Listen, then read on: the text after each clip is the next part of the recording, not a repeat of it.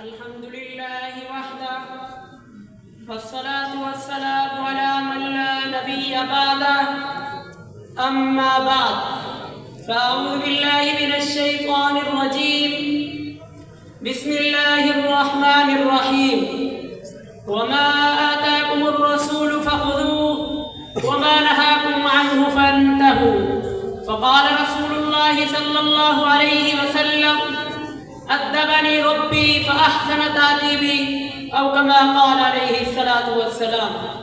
ملی ہے مجھے یہ بات دامن اصحاب سے، ملی ہے مجھے یہ بات دامن اصحاب سے، جو کبھی نہ ملی عقل و دانش کے ارباب سے، کہ عبادات و اخلاق کہو گرچہ پہ کر، کہ عبادات و اخلاق کہو گرچہ پہ کر، مگر مومن کامل تبھی ہوگا جب ہوگا مزین آداب سے. میرے انتہائی واجب الاحترام لائق سب تقریب اساتذہ کرام و طلباء الاسلام، السلام علیکم ورحمۃ اللہ وبرکاتہ. آج میں اس منعقدہ تقریری مقابلہ میں جو موضوع سخن لبوں کی زینت بنا کر حاضر ہوا ہوں وہ با ادب با نصیب کے عنوان سے آراستہ ہے.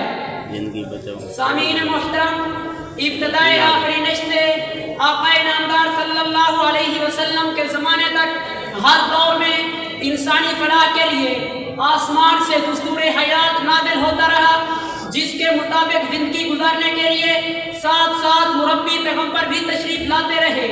بالآخر خاتم الانبیاء سرور کائنات صلی اللہ علیہ وسلم مبعوث ہوئے.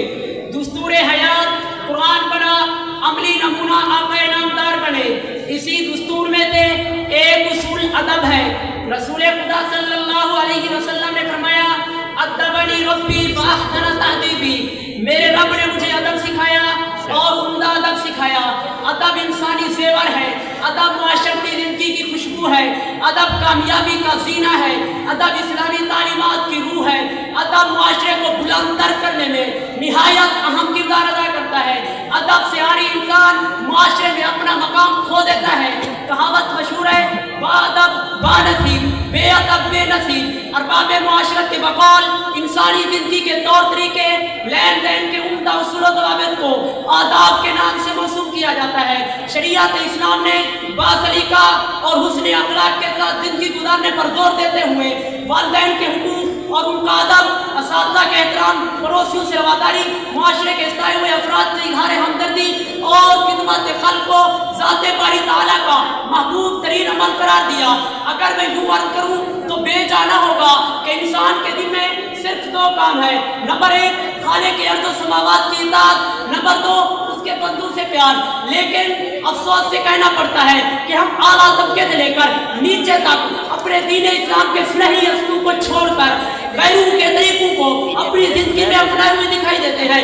بالخصوص نوجوانوں کے منفی رویے بہت تکلیف دیتے ہیں کہ وہ آج بوڑھے والدین کے ساتھ غیروں کی دیکھا دیکھی جو کچھ کرتے ہیں وہ کسی سے مخفی نہیں. ہر اے روز میڈیا پر یہ خبر دیکھنے و پڑھنے کو ملتی ہے کہ چند روپیوں یا جائیداد کی خاطر بزرگ والدین کو قتل کر دیا گیا. ساتھ ساتھ والدین کو بات بات پر ڈانٹنے، جھڑکنے اور بلند آواز سے بات کرنے میں تھوڑی سی بھی شرم محسوس نہیں کرتے. جبکہ ماں باپ کے آگے صرف 2 وقت کی روٹی رکھ دینا ہی سب کچھ نہیں، بلکہ والدین کی اطاعت و فرما برداری آداب کے ساتھ پیش آنا جزو لا ینفک ہے.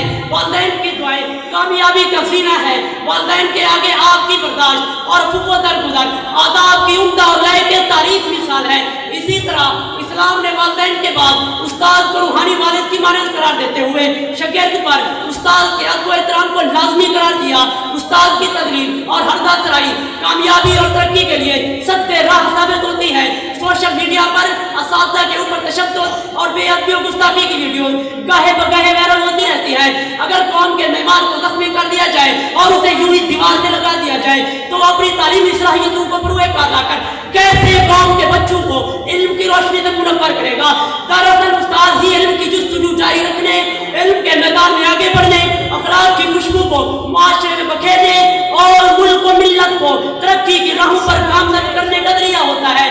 کسی نے کیا خوب کہا، جو کرتے ہیں ادب استاد کا پاتے ہیں وہی رفعت و عظمت. جو کرتے ہیں ادب استاد کا پاتے ہیں وہی رفعت و عظمت. جو ان کے بے ادب ہوتے ہیں وہی برباد ہوتے ہیں۔ باب علم و دانش، یہ بات کسی سے ڈھکی چھپی نہیں کہ سارا دین ادب سے عبارت ہے۔ ادب سے مراد زندگی گزارنے کے گن ہیں۔ ادب جذبہ اطاعت و فرما برداری، خلوص نیت، اپنی ذات کی نفی اور کسی کو دکھ نہ پہنچانے کا نام ہے۔ ادب ساری زندگی میں سارے رشتوں پر حاوی ہے۔ ہر رشتے کے ساتھ ادب سے پیش آنے والا بانصیب اور ادب سے پیش نہ آنے والا بد نصیب ٹھہرتا ہے۔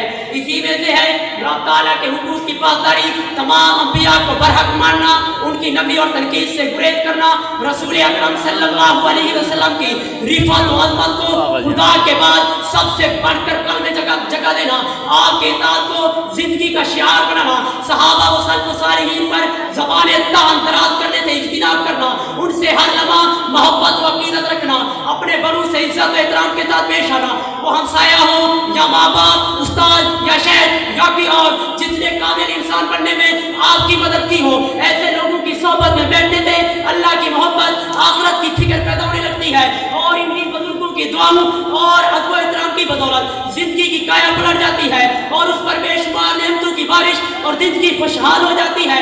الغرض انسان کے باادب ہونے کے ساتھ اس کی زندگی کا حسن دوبارہ ہو جاتا ہے کہ جب اس کی گفتگو کا اسلوب شائستہ، مہذبانہ، متوازن اور شیریں ہو۔ غیر شائستہ گفتگو منفی سوچ، ذہنی مریض اور مایوسی کی طرف دھکیل دیتی ہے۔ زندگی میں مثبت رویے، مثبت سوچ، اعلیٰ اخلاقی کے تعلق کو تخلیق کرتے ہیں۔ اچھے رویے کی بدولت نہ صرف انسان اپنے گھر اور معاشرے کو مثبت تبدیلی کی طرف لے جا سکتا ہے، بلکہ ملکی اور عالمی ترقی میں قابل ذکر کی طرح کر سکتا ہے۔ آخر میں اتنا ہی کہوں گا کہ اب جس کے جی میں آئے وہی پائے روشنی، کہ اب جس کے جی میں آئے وہی پائے روشنی۔ ہم نے تو دیا جلا کے سیاہ